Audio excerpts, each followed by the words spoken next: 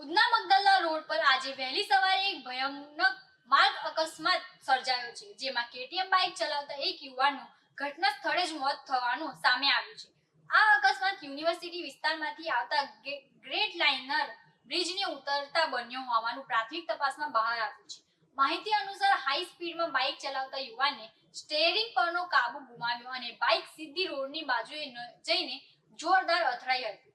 અથડામણ એટલી ગંભીર હતી કે ચાલકનું માથું અને ધડ અલગ થઈ જતા ઘટના સ્થળે જ મોત નીપજ્યું. ઉધના મગદલા રોડ પર બનેલો આ ભયાનક અકસ્માત લોકોને હચમચાવી ગયો છે, જ્યાં કેટીએમ બાઇક ચલાવતા 18 વર્ષના પ્રિન્સ પટેલનું અકસ્માત થયું હતું અને ઘટના સ્થળે જ તેનું મોત થયું હતું. પ્રાથમિક માહિતી અનુસાર પ્રિન્સ યુનિવર્સિટી તરફથી આવી રહ્યો હતો ત્યારે ગ્રેટ લાઇનર બ્રિજને ઉતરતા જ બાઇક અચાનક અનિયંત્રિત બની ગઈ હતી. આ સ્થળ થોડું ઉધાળવાળું છે અને હાઈ સ્પીડમાં બાઇક હાંકારવામાં આવી તો નિયંત્રણ ગુમાવવાનું જોખમ અત્યંત વધી જાય છે.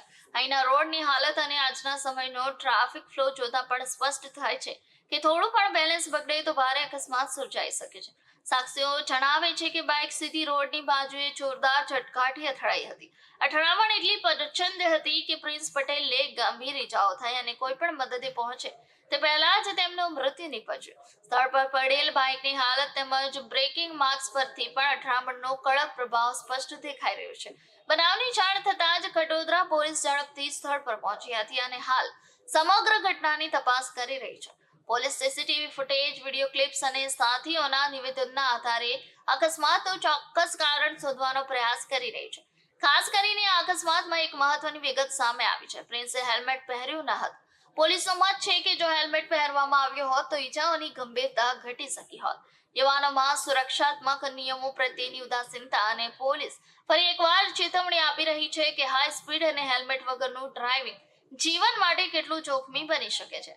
આ સ્થળ પર લોકોની ભીડ જામેલી છે અને સમગ્ર વિસ્તારમાં શોકનું વાતાવરણ છવાઈ ગયું છે. કટોદરા પોલીસે અકસ્માતનો ગુનો નોંધી વધુ તપાસ શરૂ કરી છે.